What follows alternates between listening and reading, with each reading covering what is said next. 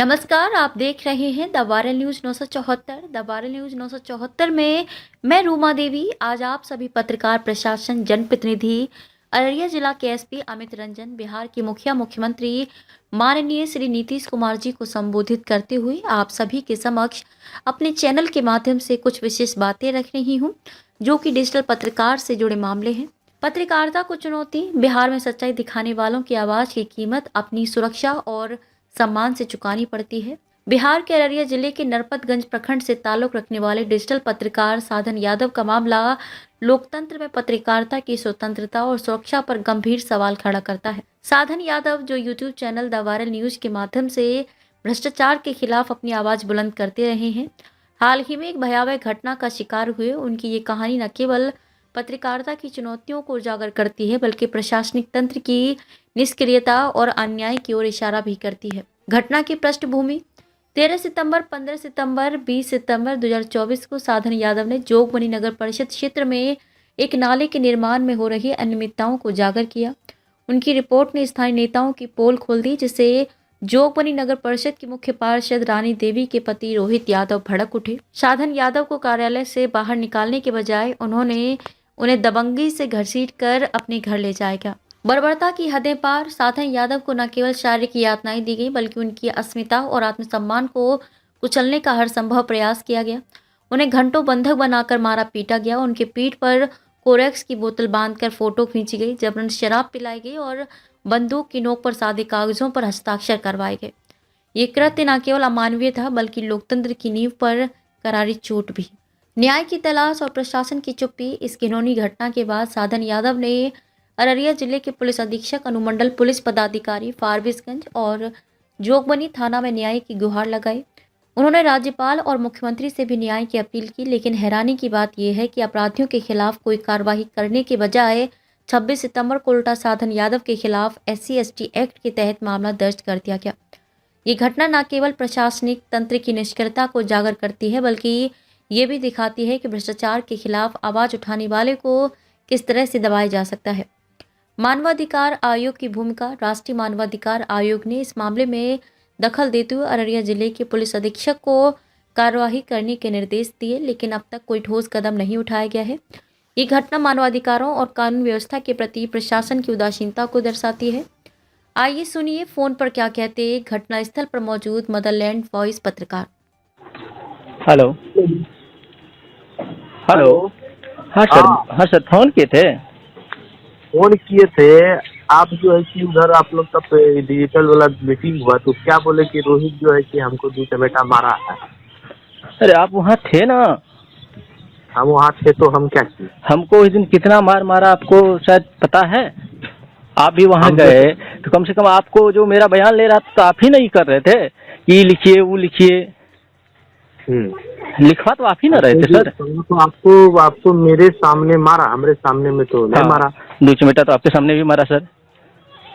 उसके बाद हम क्या किए? लालू मंडल को फोन कर दिए। फोन कर दिए, लेकिन लिखवाए जो तो आप ही ना लिखवाए, जो ये फलना लिखिए चिल्ला लिखिए, ये तो आप ही लिखवाए ना सर। अरे लिखवाना जो वहाँ पे यही सब बैठ के लिखवाया था, तो हम आपको मारे? हमारा सवाल ये है ना, आप क्या बोले हैं कि लालू मंडल को फोन करने वाले हम, भेजने वाले हम, करवा के लाने वाला हम, तो उसके मतलब उसका क्या मतलब कि हम आपको मारे? उससे पहले जो दारू जो पी रहे थे तो कौन से पिया था, वो हम देखने गए थे? नहीं दारू आपका इसलिए रहते हैं। आप जो ये कह रहे हो सबको कि क्या नाम रोहित मारा, लालू मंडल को कौन भेजने वाला? थोड़ा कौन आया आपको? ना मोबाइल से फोन करवा दिए, वहाँ से अपना घर का आदमी पहुँचिए। नहीं, हमको ये लगा कि जैसे कि आप वहाँ पहुँचे तो कम से कम आपको तो हमको तबीयत छुड़ा लेना चाहिए ना, मेरे साथ देना चाहिए ना। जो आपको हम क्या तबीयत छुड़ा लेते हैं? मेरा साथ आपके बंधक बने ले हैं, आपका समाज का वहाँ पर कोनो आदमी नहीं है, आपको क्या बोलते हैं इसको छोड़ दीजिए? क्या बोल रहे थे? आपको छोड़ देने के लिए हम बोलते हैं। हाँ तो आप बोलते तो छोड़ ही देता ना। हम उसका मालिक हैं कि हम उसका बाप रामजीवन यादव हैं? नहीं, मालिक नहीं है, लेकिन सबसे पहली बात है कि आपको उन्होंने बुलाया, लेकिन आपके सामने जो हमको तो वो फोन किया, दिखाया कि इसको ऐसा ऐसा कर रहा है, तो हम यहाँ पे छोड़ के वहाँ पहुँचे और देखे ऐसा वहाँ का मूवमेंट कि हाँ हमको 50,000 रुपया आपको देना है, पैसा आपसे मांगे हैं, फलना है, देखना है, तो वहाँ आपको हम बोलते कि इसको छोड़ दीजिए। तो बयान जो ले रहा था, आपका मोबाइल वहाँ पकड़ ले, लालू मंडल को फोन करके वहाँ से बाहर निकल के बोले जल्दी 7 मिनट में बेचारा पहुँच गया। तो वहाँ जाके हम बोलते चीजें इसको छोड़ दीजिए, इसको माफ कर दीजिए। तो हमको सिर्फ यही एक ही चीज बुरा लगा कि आप ही लिखाए जो उन्होंने लिखा। सादा कागज पे साइन कराने के लिए भी आप बोले सादा कागज पे साइन करा लीजिए, सादा कागज पे साइन करा के वो उसका गलत यूज कर लिया। हम पहले कहीं नहीं बोले, बतनहा में जब वो 50,000 रुपया देते हैं फलना ढकना, वो सब चीज हमने सामने दिखाया कि हम जो गलती हो गया है, राजनंदन यादव तो भी पैसा मांगे फलना चलना, वो सब हमने सामने यही दिखाया। उसके बाद लालू भैया को फोन किए, फोन करने के बाद 7 मिनट में पहुंचे, बाहर निकल के हम फोन किए, फोन करने के बाद में कि पहुंचे आपको रिलीज करा के, तो हम मारे कहाँ आपको, विषय ही बताइए ना। तो मारना ही हुआ ना, आपके सामने मार रहा तो मारना ही हुआ ना हो भैया। हाँ, आपके सामने अगर मार रहा है तो मारना ही हुआ ना। जानता है उस दिन हमको जान से मार देता। तो मार रहा था वो, हम ही वहाँ पे गए थे कि दारू पीने के लिए, हमको मुर्गा खिला रहा था हमारे सामने में। क्या समझे? मुर्गा हमारे सामने में खा रहे थे कि हम उसको खिला रहा था, कहाँ से पकड़ा हमारे वो सामने। ऑलरेडी मेरा हत्या करवाने के लिए ले गया था, ये भी विश्वास है कि वो आज न कल हमको मरवा देगा। देखने नहीं लगे जी, लेकिन आप जब गए, एक मिनट नहीं, आप जब गए, सर पत्रकारिता पर हमला। साधन यादव की कहानी सिर्फ एक पत्रकार पर हमले की नहीं है, बल्कि ये लोकतंत्र के चौथे स्तंभ पर भी हमला है।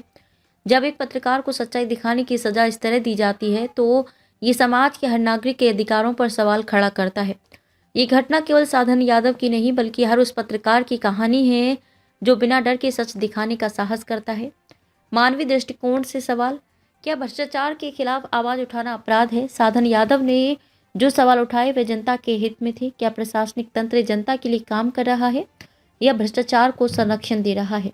क्या पत्रकारों की सुरक्षा पर कोई तंत्र काम कर रहा है? ये घटना पत्रकारों की सुरक्षा पर गंभीर प्रश्न चिन्ह लगाती है। क्या सरकार और प्रशासन पत्रकारों को बिना भय के काम करने का माहौल प्रदान करने में विफल हो चुके हैं?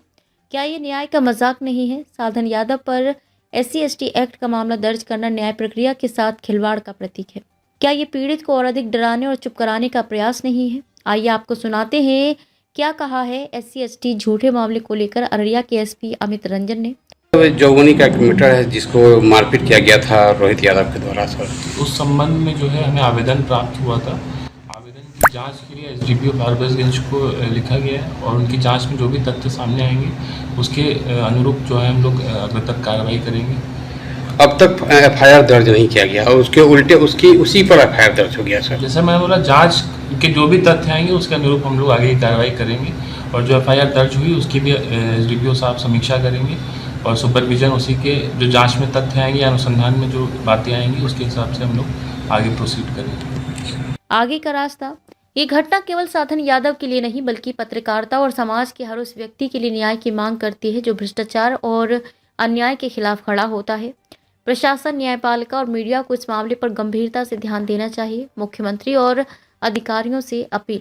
बिहार के मुख्यमंत्री और संबंधित प्रशासनिक अधिकारियों से अपील है कि दोषियों के खिलाफ तत्काल कार्रवाई हो। पत्रकारों की सुरक्षा के लिए विशेष प्रावधान बनाए जाएं। साधन यादव के मामले की निष्पक्ष जांच कराई जाए। कुल मिलाकर साधन यादव की ये कहानी हर उस आवाज़ को प्रेरित करती है जो सच्चाई और न्याय के लिए लड़ती है। लेकिन ये घटना हमें ये भी सोचने पर मजबूर करती है कि क्या हम उस समाज में रह रहे हैं जहाँ सच्चाई दिखाने वालों को उनकी आवाज़ की कीमत अपनी सुरक्षा और सम्मान से चुकानी पड़ती है। जब तक इस तरह के अत्याचारों पर रोक नहीं लगती तब तक लोकतंत्र और पत्रकारिता का भविष्य खतरे में रहेगा। ये सिर्फ एक साधन यादव की लड़ाई नहीं है, ये सच्चाई की लड़ाई है। आइए इसे मिलकर जीतें। आज साधन यादव के साथ हुआ है, कल किसी और के साथ होगा, तो परसों किसी और के साथ। सबसे पहली बात है कि ये नाला दिखाने का हमने आपको काम और आइए भैया, ये आपका है, ये अब यहाँ के हमारे जो यहाँ के ग्रामीण है, स्थानीय ग्रामीण है, इनसे भी जानते हैं कि इसमें किस तरह का मटेरियल दिया गया है। नमस्कार भैया, इस नाला बनाने में मटेरियल का किस ढंग का यूज किया गया है? किस ढंग का यूज किया? कहना 3 नंबर ईटा उटा लगाया दिया है, 3 नंबर ईटा दिया है, 3 नंबर ईटा दिया है। 3 नंबर ईटा दिया। जब बोलेंगे झूठ बोलते हैं तब कौन बोलेगा कि झूठ बोलते हैं? हम लोग 3 नंबर ईटा दिया है, 3 नंबर ईटा दिया है। उजरा बालू क्या कहना चाहेंगे आप? सही बात है, 3 नंबर ईटा यूज हो रहा है, 2 नंबर बालू यूज हो रहा है। क्या नाम है आपका? मोहम्मद 1 लाख हुआ, सब 1 लाख नाम से जानता है हमको। जी क्या कहना चाहेंगे आप? का नाला है गलती से बनेलकै या पानी जाते रहे गंदगी बाद में कते फैलतै क्या टेढ़ा मेढ़ा आने का करके बनबै छै ओने बनबै छै लूर नहीं बनबै कथा करम अब सोचने की बात है कि यहाँ नाला निर्माण काज हो रहे हैं, हम जनता का टैक्स का पैसा से, लेकिन यहाँ बालू दिया जा रहा है 2 नंबर 3 नंबर बोलता है ईटा दिया जा रहा है। 3 नंबर रामदेव बोलते हैं 3 नंबर ईटा। चौड़ाई होना चाहिए वहाँ, 2 फीट चौड़ाई। क्या कहना चाहेंगे आप लोग कुछ कहना चाहेंगे? काम रखवाएंगे हम लोग। अब सोचने की बात है कि बिहार में बाहर बा नीतीश कुमार बा, अब आप क्या कहना चाहेंगे? सारा काम गलत हो रहा है, गलत हो रहा है, ढंग से नहीं आप लोग रोकने का प्रयास नहीं किए? रुकता नहीं है, कितना काम बंद कर, इधर काम बंद क्या बात करते हैं सर, आपका गाँव में नहीं रुकेगा? काम कुछ ही नहीं रहा, कोई काम सही नहीं हो रहा। अब हमारे जो एलईओ विभाग के जीआई साहब हैं और एसकुडी सर है, मैं उनसे कहना चाहूँगा कि बिहार में बाहर बा नीतीश कुमार बा, इस तरह से काम नहीं चलेगा। और आप लोग ये इस तरह का काम हर जगह करवाते हैं, इसको रोकिए और इस तरह का काम नहीं चलेगा।